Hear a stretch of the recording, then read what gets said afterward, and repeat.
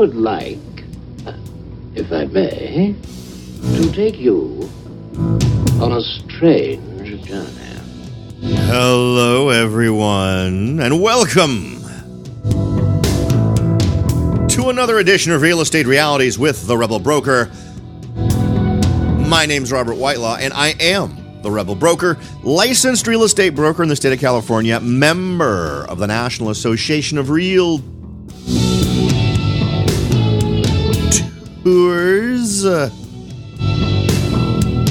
But please, don't hold that against me.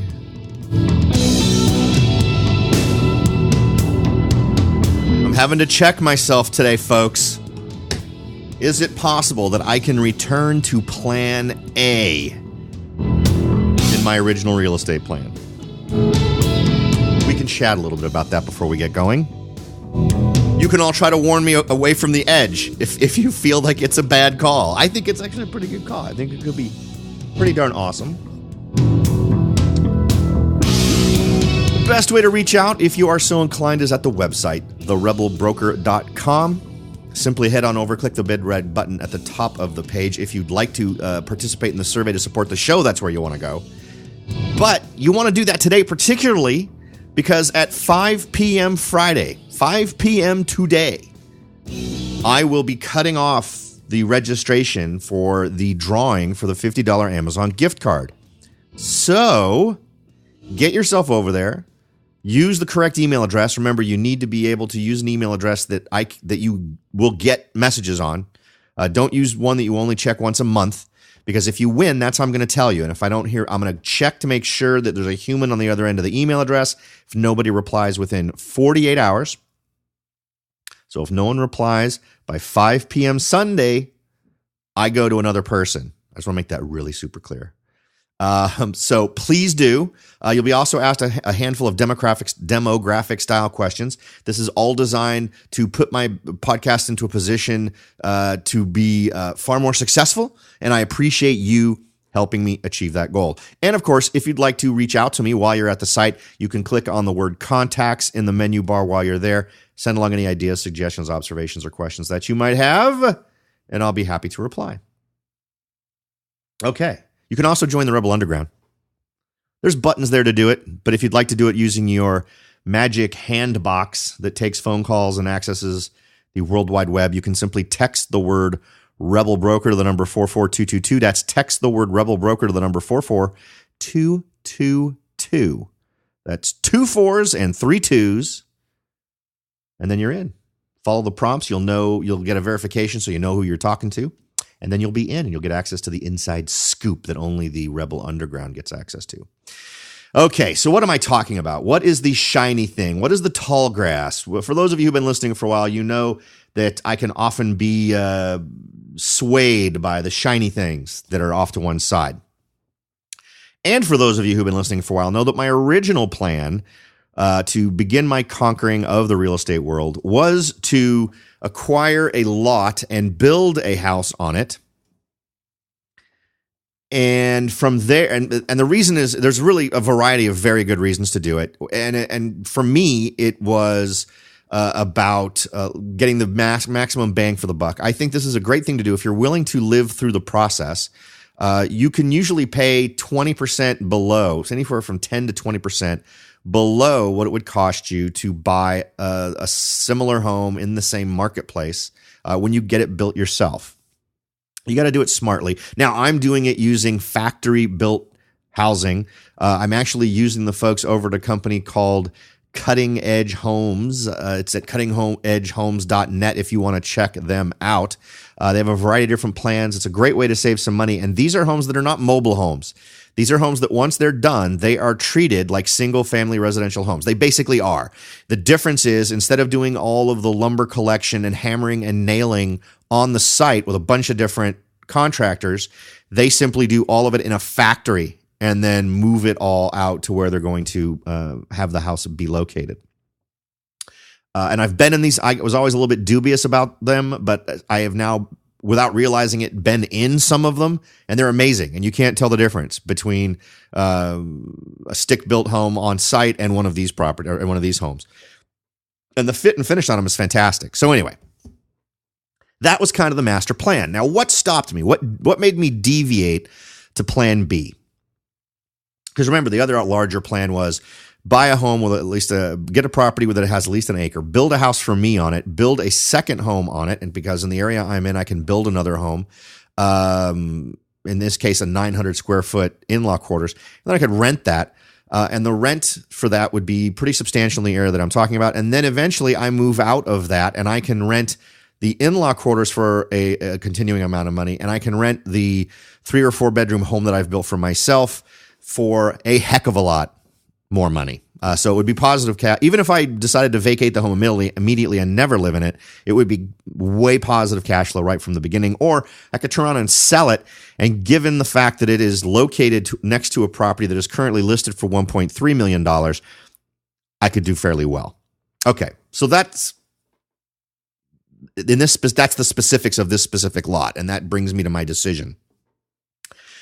For those of you who've been around for a while, you know that this was a search that's been going on for over 2 years. I've been searching for a decent lot that meets certain criteria. And here's the criteria that I had imposed, because I not only wanted to meet the needs of myself for living, but also meet the needs of what would facilitate a easy to manage property that would be very desirable that renters would want.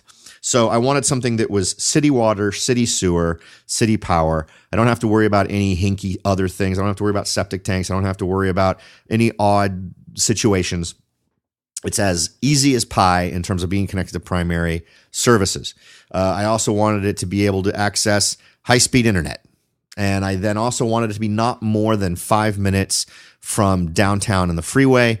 And it is way less than that. In fact, it is walking distance to downtown, and the commute would be amazing for most folks. So it meets all these criteria, and it even comes in at a price that makes it work for me in terms of what I wanted to pay overall.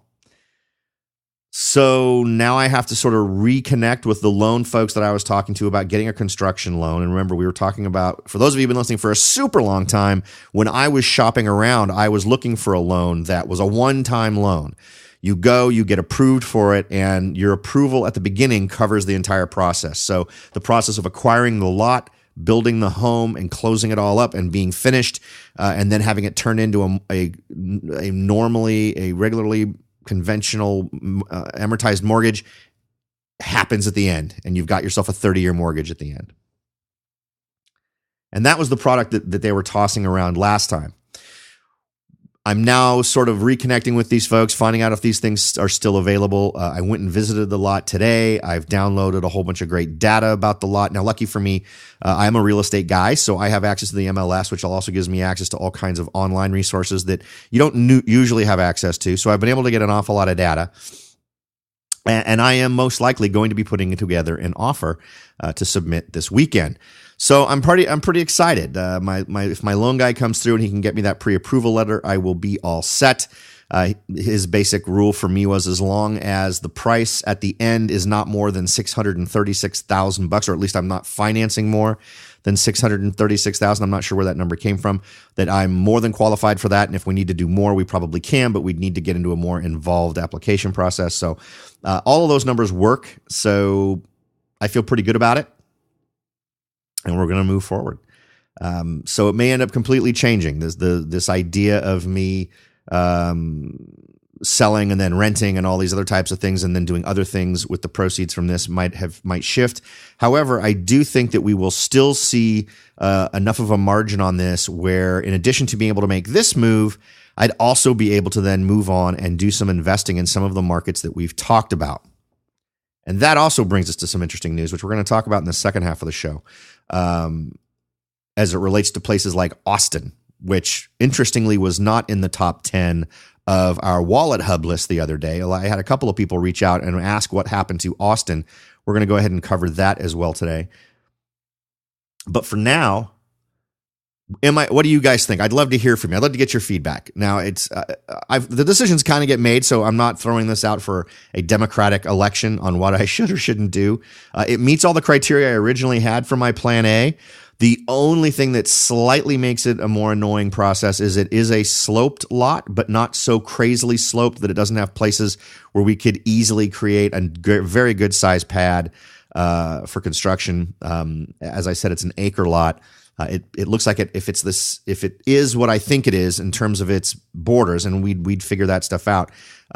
It actually has a little bit of a plateau at the top, a little bit of a ridge, which would be awesome. So I'm gonna see if I can't walk the lot with the listing agent sometime this weekend and get a little bit more info.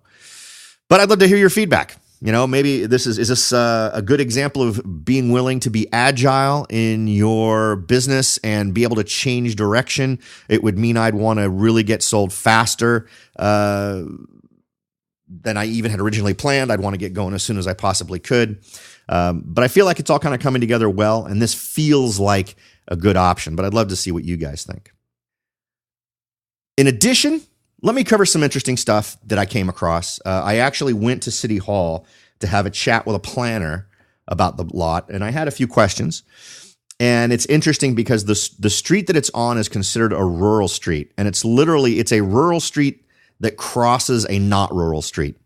It is so much a not rural street that it crosses. It is literally only about 5 blocks up from City Hall and the library. So it is the closest rural road to not rural roads that you can get. And the suggestion was made that the Department of Public Works, which wasn't the people I could talk to, would require me to make infrastructure improvements on the portion of the lot that comes up against the street. So that would mean sidewalks, perhaps, or making a gutter that ties into the sewer, something along those lines. So questions I am asking them are, I was told there's a sewer available in the street. Is that true? If so, where is it and what would it cost to connect? Same goes for water. What do I have to do regarding the sidewalks or any other improvements relating to public works? And do you have ballpark ideas on what the costs involved are for those? Or do you require, what's the list of requirements that you set to determine that I've satisfied your need for me to do the infrastructure items? Now, these are all things that you'd absolutely want to make sure that you are covering in any of your questions. If you're looking into buying a lot, you should also be aware of, in this case, particularly since it's a sloped lot, you want to get engineering done. You want to get soil tests. You want to go in and have people look at it, do surveys of the lot to make sure that it's buildable. You can either do that ahead of time. I don't think you really need to get it because you don't. Why go to the expense, right, of paying for these things? Get yourself into contract first, and then give yourself an inspection window in which you are entitled to do any and all inspections that are deemed necessary in order to ascertain whether or not a building, a home can be built on the lot. So then jump through those hoops, make sure everything's cool, and if so, push forward. So that's kind of my plan. And of course, as I go through this, I will keep you guys updated. I'm interested to see how much of a negotiation angle I can do on this. The great thing right now is that the only thing you can count on going in and paying less than asking price on are lots. I did a quick search, and there's only been one lot that sold for more than what it was listed for, and it's that lot that I was interested in about a year ago, if you'll remember. I had found a lot that would have been perfect. Literally 2 days after I found it, it went off the market, and I couldn't figure out why, and sure enough, it had sold. So that was the only case, and that one was perfect. It was a perfectly flat lot. It was in a location that was amazing. It had access to water, sewer, electricity, everything. It would have been freaking amazing. Anyway, okay, so just keep those in mind if that's something that you're wanting to do. In other news, before we move on today, I wanted to share with you that according to the good folks over at Freddie Mac, mortgage rates have hit another new low as 10-year Treasury notes continue to fall. Mortgage rates continue to hit new lows, according to this article from Housing Wire, this year as the Treasury yield reached a new 2017 low for the second consecutive week, according to Freddie Mac's latest primary mortgage market survey. Let's see here. The 30-year fixed-rate mortgage dropped to 3.78 for the week, ending September 7th. That's down from last week's 3.82, but up from 3.44 last year. The 15-year FRM also decreased, dropping to 3.08, down from 3.12 last week. This is still up from last year's 2.76. 5-year Treasury indexed hybrid adjustable rate mortgage increased slightly from last week's 3.14 to 3.15 this week. This is up from 2.81 last year. So we're getting some amazing rates that I think are continuing to demonstrate, since we're seeing are refinances, right? Just about everything that's happening is a refinance. You don't need to make it easier to borrow money. It's all about the supply. It's not about the availability of funds. That's not the problem. And as if to just completely ring that bell even more, we have another interesting note from Housing Wire. And they're celebrating this, so let's make sure we understand the tone.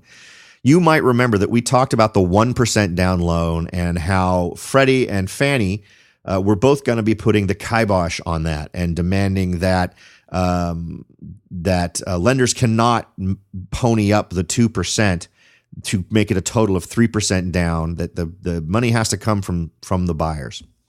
Well, United Wholesale Mortgage talked about the 1% down program, saying it's still alive, well, and a bigger competitive advantage than ever before. Now, as we mentioned in July, Freddie Mac announced that what looked like the end of the 1% down mortgage, saying it will no longer allow lenders to contribute gifts or grants to reach the 3% down payment requirement. By working with Freddie on its 3% down program, also known as the Home Possible Advantage program, many lenders began to roll out 1% or even zero down mortgages, which we've talked about a lot on this show. However, it seems the mortgage giant's latest announcement to end the program did not kill it completely. CEO of UWM, which is United Wholesale Mortgage, Matt Ishbia, explained some lenders still offer 1% down mortgages on their own, and that brokers with access to these programs now have a greater competitive advantage than before. Quote, if done the right way, it's one of the best programs on the market, because basically the borrowers are getting the same rate and deal as if they put their own 3%, but they're getting free money from the lender. In July, United Wholesale and Quicken Loans each expressed their disappointment in Freddie's decision to end the program. While United Wholesale insisted it would continue to offer the program to its consumers, Quicken say they didn't have anything planned yet to fill the hole, but remain excited about the future thanks to their other mortgage offerings, such as Rocket Mortgage, their online digital mortgage. So that's what's kind of nuts here, is the whole approach here is that this is a good thing. I don't see anything necessarily good about having people in a position where a very small shift in the market suddenly turns them into underwater homeowners. We should not be encouraging that. It's something we should be trying to avoid at all costs. All right, we're going to go ahead and take a quick break, but when we come back, we're going to talk about what's happened to Austin. How has it managed to tumble so far from the top 10 list that we saw on Wallet Hub last time? So stay tuned. We'll be right back. Are you ready to jump in and start your search for your first investment property? Maybe you've decided that it's time to own your own home, or maybe you're ready to sell your home and move on to something new.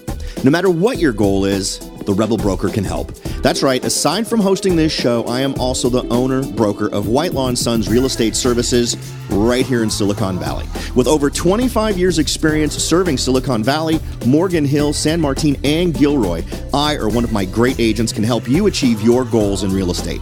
So if you're ready to look into taking that next step towards achieving your real estate goals, point your browser at www.soldbyrobert.com. That's www.soldbyrobert.com and get in touch. Let me show you how I will earn your business and your respect.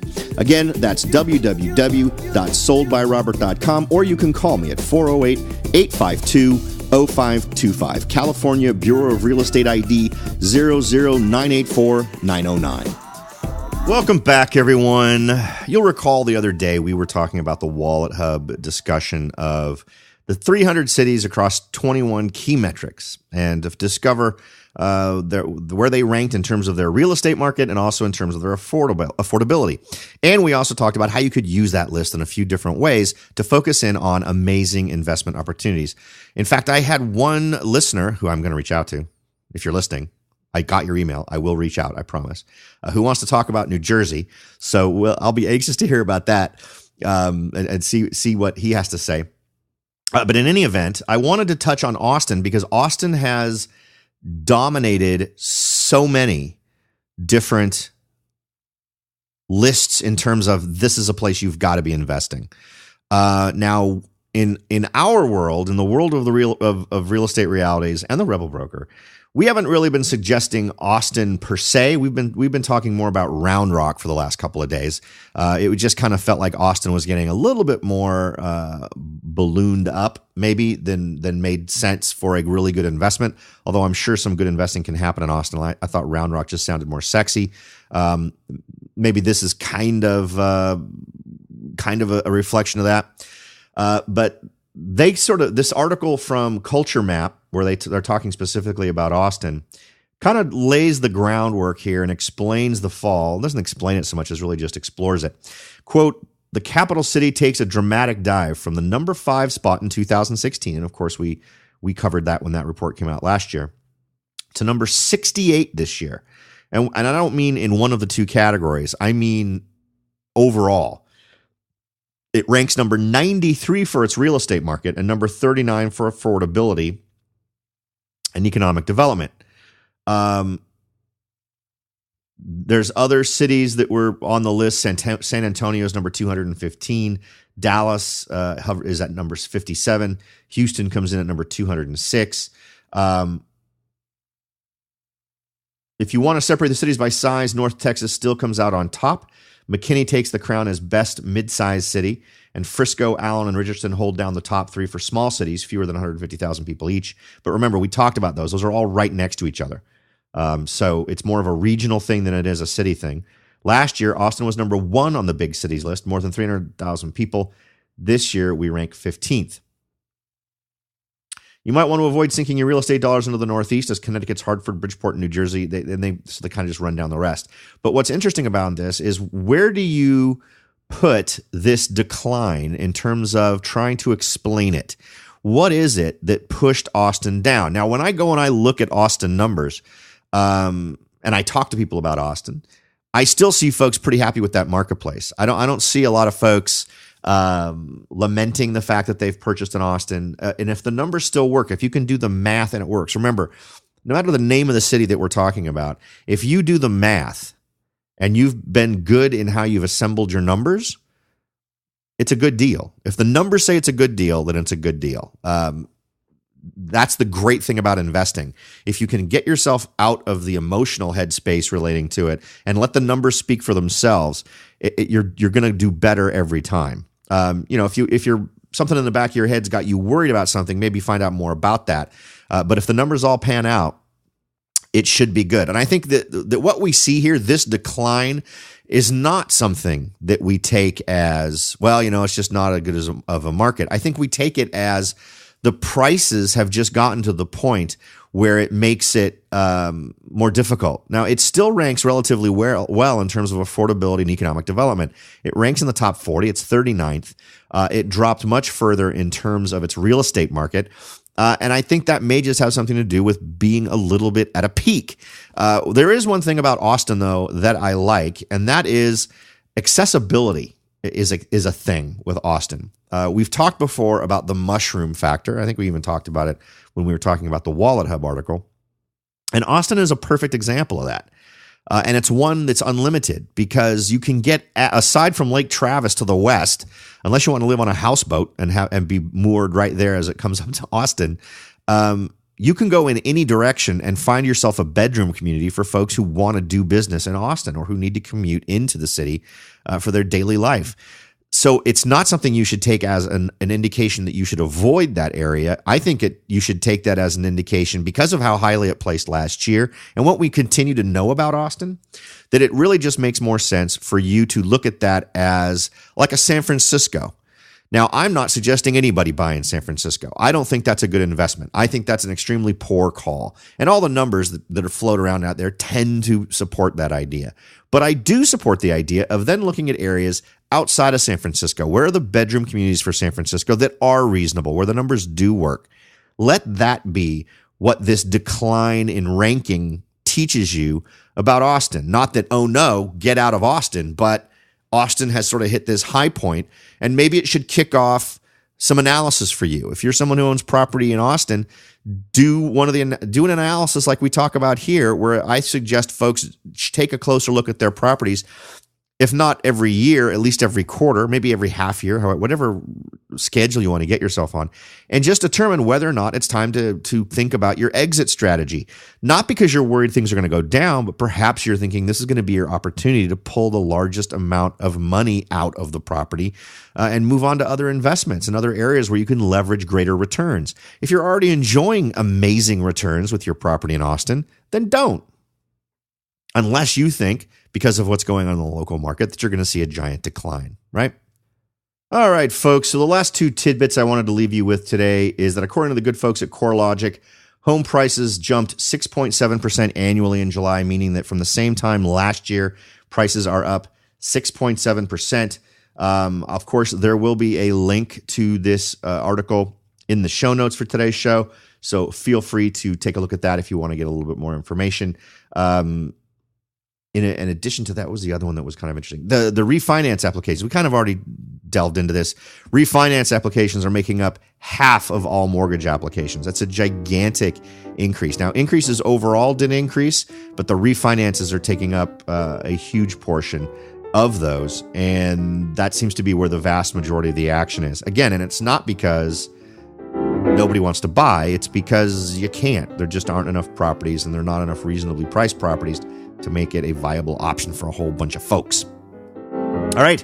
So that's the latest and greatest news, folks. I hope that's been valuable for you to let it bounce around in your head a little bit. Maybe it'll inspire you to think in some different directions as it relates to your real estate goals. I truly appreciate you spending your valuable time with me, and my hope is that I have left you with equally or more valuable information to ponder.